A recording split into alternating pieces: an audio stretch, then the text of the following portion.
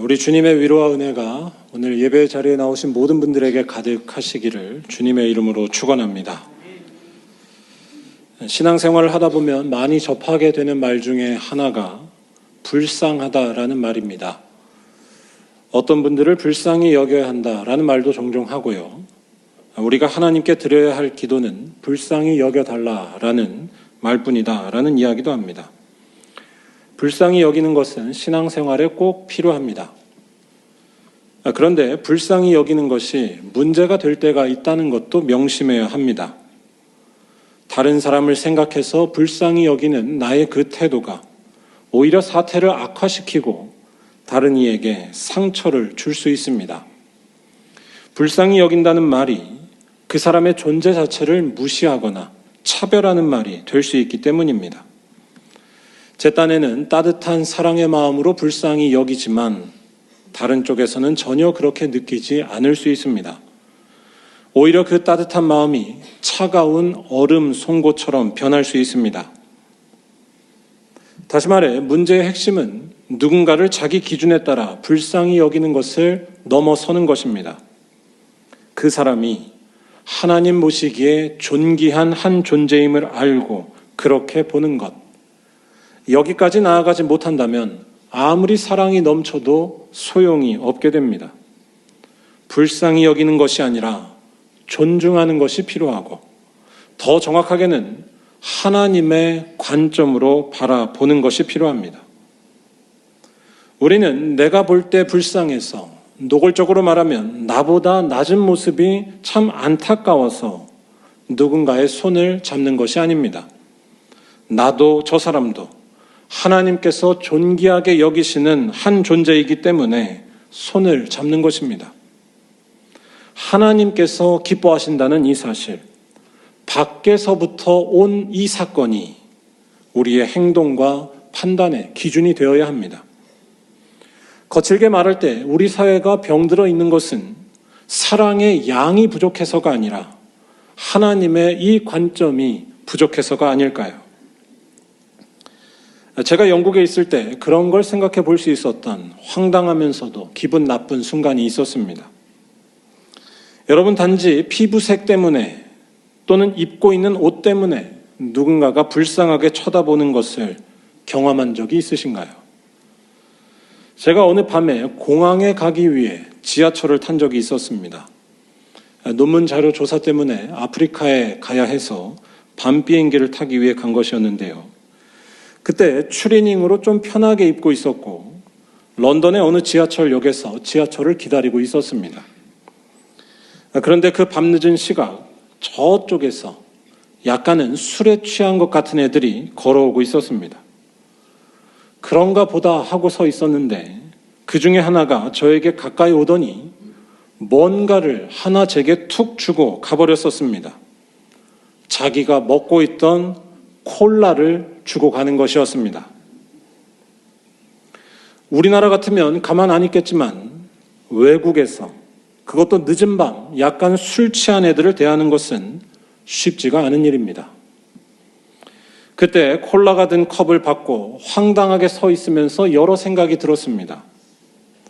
옷을 너무 편하게 입어서 이상하게 봤나 싶은 생각도 들었는데 무엇보다도 누군가 나를 불쌍하게 보는 것이 참 기분이 나쁜 일이라는 사실을 잘 느낄 수 있었습니다. 그때 저에게 콜라 컵을 주고 가던 그 놈의 측은한 눈빛, 아니 오만방자한 눈빛이 잊혀지지 않습니다. 불쌍하게 보고 있었습니다. 다시 말해 불쌍하게 보는 것은 오히려 폭력이 될 수 있습니다. 우리에게 필요한 것은 불쌍하게 보는 것이 아니라 하나님에게서 일어난 사태에 정확히 눈을 뜨는 것입니다. 하나님이 우리를 우리의 처지에 상관없이 존귀하게 여기셨다는 것입니다. 아니 그는 죄인인 우리들을 죄인으로 여기지 않으시고 오히려 자기 자신이 죄인이 되셨다는 것입니다. 바로 예수 안에서 일어난 일입니다. 즉 우리들에게 필요한 것은 아무리 상대방을 사랑하려 해도 내 기준과 내 생각에서 벗어나지 못하는 이 본성에서 벗어나 하나님에게서 일어난 일에 집중하는 것입니다.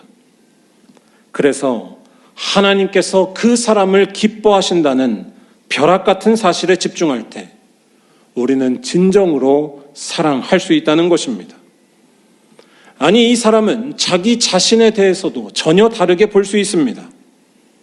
내가 처한 형편과 조건에 따라 나 자신을 불쌍히 여기는 것이 아니라 언제나 하나님의 자녀로 죽을 때까지 인식하는 것입니다. 여러분들은 이러한 눈을 뜨고 계신가요? 오늘 말씀은 이사야 선지자가 포로에서 돌아온 이스라엘 백성들을 향해 외친 말씀입니다. 포로에서 돌아왔었던 이때는 유다 백성들에게 희망과 절망이 교차하고 있었습니다. 바벨론을 무너뜨린 페르시아 제국이 들어선 이후 유다 백성들은 고레스 황제의 칙령으로 고향 땅 이스라엘에 돌아가 살게 됐습니다. 이때 유다 백성들은 처음에 큰 기대를 가졌었습니다. 그들은 지금까지 억압 속에 살고 있던 중이었습니다.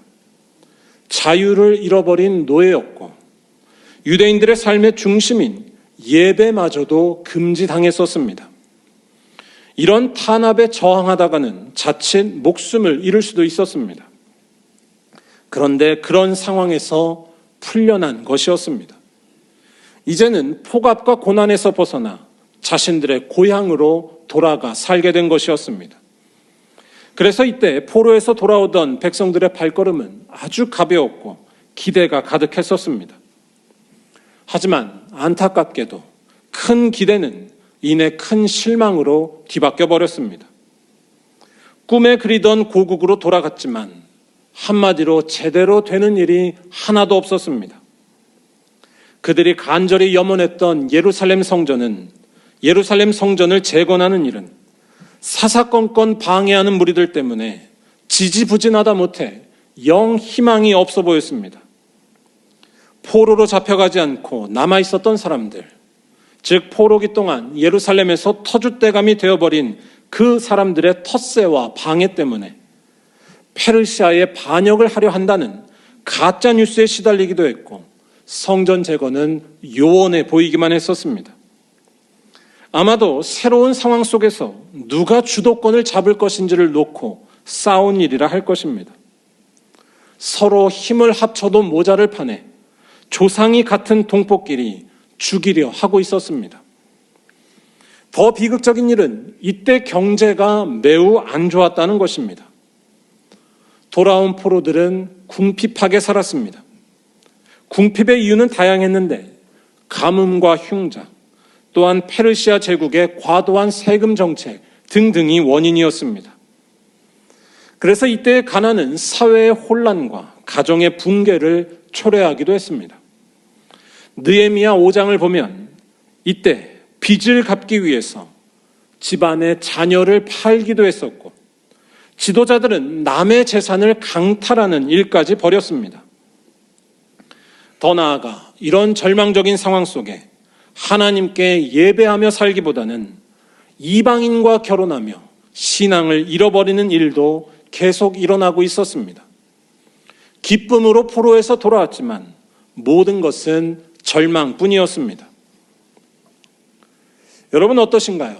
다시 질문을 드리면 포로에서 돌아온 이때의 백성들은 자신들의 기대와 다르게 펼쳐진 이런 상황과 자기들의 모습을 보면서 무슨 느낌과 무슨 생각이 들었을까요? 이 세상이 그리고 자기들의 모습이 정말 실망스럽게 느껴지지 않았을까요? 좋은 뜻을 가졌지만 되는 일이 없고 오히려 거짓과 음모가 판치며 사회가 무너지기만 하는 것을 보면서 그들의 마음은 크게 상처받고 또 상처받았을 것입니다. 아마도 나라를 잃고 포로가 되었던 자신들의 그 모습, 그 초라하고 우울했던 모습이 더욱 진하게 다가왔을 것입니다. 우리는 역시 어쩔 수가 없어 라는 자조감이 몰려왔을 것입니다. 다른 민족들 앞에서는 얼마나 창피했을까요? 이스라엘은 망해버린 민족, 뭘 해도 안 되는 불쌍한 집안처럼 느껴졌을 것입니다. 그런데 이런 상황에서 이사야 선지자는 전혀 어울리지 않는 설교를 하고 있습니다. 이스라엘은 불쌍하지 않다는 것입니다. 우울해 보이기만 하는 지금의 이스라엘이 빛나는 모습으로 변화할 것이며 무시받고 있는 그들의 삶이 오히려 모든 민족에게 존경받는 모습으로 변화할 것이라고 선포하는 것이었습니다. 왜냐하면 그들은 누가 뭐라 하더라도 여호와의 손의 왕관, 하나님께서 기뻐하시는 거룩한 존재이기 때문이라는 것입니다. 오늘 읽지는 않았지만 1절을 보면 독특한 표현이 나옵니다. 이스라엘이 빛처럼 드러나는 그 일이 나타나도록 이사야 자신이 쉬지 않고 말할 것이고 잠잠치 않을 것이라고 선언하는 것이었습니다. 쉬지 않는다라는 표현이나 잠잠치 않을 것이라는 표현은 다 이스라엘의 운명에 대한 강력한 확신의 의미가 담겨 있습니다. 이사야는 마치 너무나 궁금했었던 드라마나 영화의 결론을 미리 보고 미리 알아채고 흥분하는 모습과 비슷합니다. 지금 우울하게만 보이는 이스라엘의 미래, 아니 그들의 실체는 다르다는 것을 그는 알았던 것입니다. 하나님께서 초라한 그들을 반드시 빛나게 하신다는 것입니다. 오늘 읽은 4절 말씀은 이러한 비전을 더욱 강력하게 표현합니다. 여기에서 이사야는 이제 이스라엘에게 새로운 이름이 붙여질 것을 선언합니다. 이름은 단순히 한 사람에 대한 호칭만을 말하지 않습니다.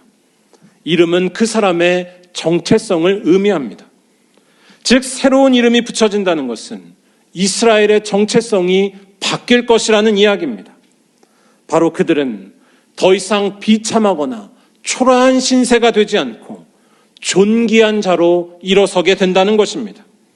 왜냐하면 그들은 하나님께로부터 헵시바라 불릴 것이고 뷸라라 불릴 것이기 때문입니다. 여기서 헵시바는 나의 기쁨이 그에게 있다라는 뜻이고 뷸라는 결혼한 여자라는 뜻입니다. 일단 여기에서 결혼한 여자라고 부른다는 것은 하나의 비유입니다.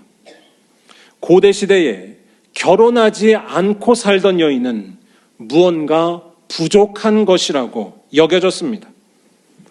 그런데 이스라엘은 그럴 일이 없을 것이라고 비유로 말하는 것입니다. 이스라엘의 운명이 완전히 바뀐다는 것입니다. 그들은 결코 부족하지 않을 것이라는, 버림받거나 비참하게 되지 않을 것이라는 이야기입니다. 그들은 아름답고 빛이 나며 행복한 인생이 될 것이라고 선포하는 것입니다. 왜냐하면 하나님께서 그들을 기뻐하시기 때문입니다.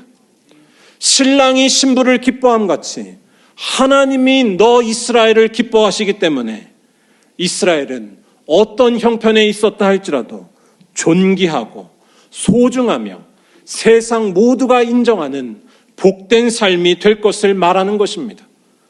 마치 최종적인 권한을 가진 법원의 결정에 따라 모든 상황이 달라지는 것처럼 하나님께서 이스라엘을 기뻐하시기 때문에 이스라엘은 반드시 존귀하다는 것입니다. 그런데 여러분, 여기서 한번 진지하게 생각해 보시면 좋겠습니다. 지금 모든 것이 엉망이었던 이 상황을 생각할 때 이사야가 선포했던 이 이야기가 과연 이스라엘 백성들에게는 현실적으로 들렸을까요? 더 정확히 질문해 보면 하나님께 이스라엘을 기뻐하실 이유가 과연 있었을까요? 아니, 다른 분도 아니고 하나님이 기뻐하신다면 그만한 모습, 그만한 자격이 있어야 하지 않냐는 것입니다. 이스라엘은 그런 것이 하나도 없었습니다. 포로에서 돌아온 이스라엘은 경쟁 사회에서 밀려났고 하나로 뭉치지도 못했고 모든 것이 엉망이었던 낙오자였습니다. 이런 이스라엘은 하나님께서 기뻐하실 것이 아니라 조롱을 하시거나 아니면 그저 불쌍하게 하찮게 보기만 하시면 되지 않을까요? 유튜브 채널 중에 3프로TV라는 유명한 경제 프로그램이 있습니다. 혹시 3프로TV 보시는 분 계신가요? 여기에서 최근 기독교에 대한 시간을 가진 적이 있었습니다. 이 시간에 연세대학교의 김학철 목사님이 나오셔서 참 좋은 말씀을 하셨는데 사도 바울에 대해 소개하면서 이런 말을 하셨습니다. 바울이 다메섹 도상에서 갑자기 하늘에서 소리를 듣는데 이때 바울은 사실 좀 뜬금없는 이야기를 들었다는 것입니다. 사도행전 9장 4절에서 바울에게 나타나신 예수께서는 내가 어찌하여 나를 박해하느냐라고 질문하십니다. 내가 어찌하여 나를 박해하느냐. 그런데 사실 이 말은 좀 어폐가 있다는 것입니다. 바울이 박해했던 것은 예수가 아니었기 때문입니다. 바울이 박해했던 것은 그저 힘없고 무시당하며 살아가던 예수의 제자들이었다는 것입니다. 어느 시대나 그렇지만 사람들로부터 쉽게 괴롭힘을 당하는 것은 만만한 사람들, 때려도 문제가 안 되는 이른바 힘없는 약자들입니다. 바울이 기독교를 박해하던 시기, 기독교가 그런 모습에 있었습니다. 뭐라고 할까요? 기독교는 보호해 줄 수 있는 존재가 없었던 아무것도 아닌 이들이었습니다. 로마 황제 네로가 로마 대화재의 원인을 기독교인들에게 돌리려 했었던 것만 봐도 이 사실을 잘 알 수 있습니다. 기독교는 가난하고 힘없고 죽여도 된다고까지 믿은 이상하고 시시한 무리들이었습니다. 아니, 기독교인들은 로마인들의 눈에만 아니라 유대인들에게도 그렇게 보였습니다. 더럽고 부정하다고 여겨진 이방인들과 같이 밥을 먹고 창녀, 세리 출신들도 교회 안에 들어와 있었습니다. 이러한 교회는 쉽게 말해 더럽고 하찮고 별 볼 일 없는 이들의 모임이었습니다. 그래서 교회에 대한 박해는 쉽게 일어날 수밖에, 그것도 잔인하게 일어날 수밖에 없었습니다. 스데반 집사가 군중에 의해서 돌에 맞아 순교한 것이 그 대표적인 일이었고 그때 바로 바울이 앉아 있었습니다. 그런데 그러한 교회, 곧 예수의 제자들에 대해 예수께서 하신 말씀이 바울에게는 충격이었다는 것입니다. 내가 어찌하여 나를 박해하느냐. 이 말씀에서 예수께서는 아무것도 아닌 사람들과 자기 자신을 동일시하고 있었습니다. 시시하고 비천한 이들을 그냥 불쌍히 여기는 것이 아니라 자기와 하나로 본 것입니다. 이때의 체험이 바울의 모든 것을 변화시키는 시작이었다는 것이 3프로TV에 나왔던 김학철 목사님의 설명이었습니다. 바울은 지금까지 예수가 말한 것과 같은 일을 본 적이 없었습니다. 바울은 오히려 그 반대가 맞다면서 살고 있었습니다. 즉, 더러운 것을 피하고 모범적으로 살며 남들과 구별될 때에 하나님 곁에 간다고 생각했습니다. 그런데 그게 아니라는 것을 깨달은 것입니다. 하나님의 영광을 보이신 예수께서는 바울과 정반대로 행동하셨습니다. 예수의 그 이해할 수 없는 태도, 존재감 없는 이들과 자기를 일치시키신 그 태도에서 바울은 하나님을 만났습니다. 바로 세상에서 아무것도 아닌 이들을 그냥 불쌍히 여기는 것이 아니라 놀랍게도 자기와 하나로 삼으신 것, 자기처럼 여기신 것, 그 사랑과 연합이 바울을 변화시켰다는 것입니다. 저는 바울이 경험했었던 이 일이 오늘 말씀에서 이사야 선지자가 포착했던 하나님의 일과 동일하다고 느꼈습니다. 하나님께서는 버림받은 이스라엘을 불쌍히 여기신 것이 아니라 그들을 기뻐하셨습니다. 세상에서 창피해 보이는 이들, 인생 잘못 산 것 같은 이스라엘을 하나님께서는 자기 손에 있는 왕관이라고 부르셨습니다. 즉, 우리 예수님처럼 자신과 같이 자기 소유물로 여기신 것입니다. 그리고 이러한 하나님의 일방적인 사랑과 의지 때문에 하찮게 여겨졌던 이스라엘의 운명이 완전히 뒤바뀌었다는 것이 오늘 말씀의 선포입니다. 그 상처받고 살던 사람들이 하나님의 자녀가 되었습니다. 아무것도 아닌 이들이 행복한 존재가 되었습니다. 오로지 하나님께서 일으키신 일 때문이었습니다. 어떤 기준에도 상관없이 하나님께서 기뻐하신 것입니다. 여러분, 이러한 사실이 여러분들의 영혼에 와 닿으시나요? 우리들의 사고방식과 달라 보이는 이런 하나님이 혹시 불편하게 느껴지시나요? 예전의 바울의 모습처럼 모범생이어야, 율법에 맞아야, 세상 기준에 합격해야 이런 평가를 받는다고 보시나요? 그래서 이렇게 비천하고 시시한 이스라엘은 기껏해야 불쌍히 여길 수는 있어도 행복해서는 안 된다고 보시나요? 만약에 그런 생각에 빠져 있으시다면 아직 신앙의 문을 열지 못한 것입니다.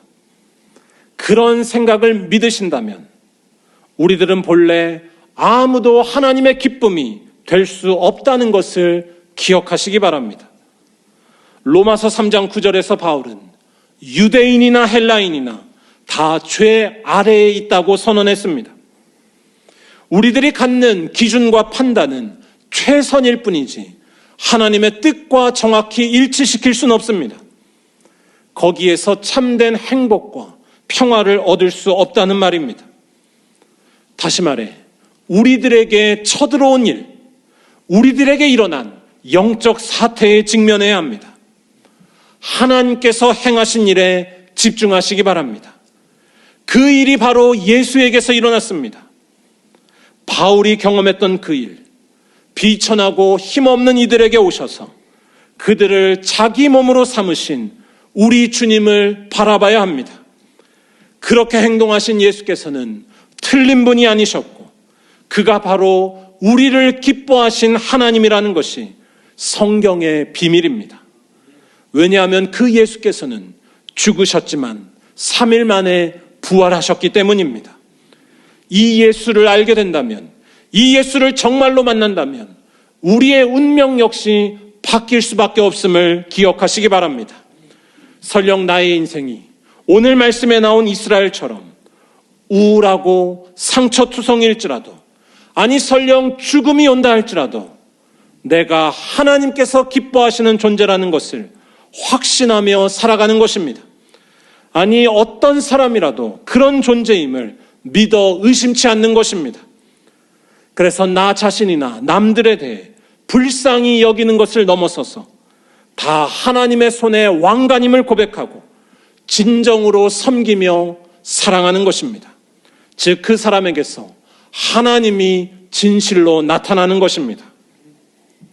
바라기는 이러한 믿음으로 우리의 진짜 모습을 언제나 찾으시고 또한 모든 사람들을 사람의 눈빛이 아니라 하나님의 눈빛으로 바라볼 수 있는 말리언교회 모든 성도들이 다 되시기를 주님의 이름으로 간절히 축원합니다. 기도하겠습니다.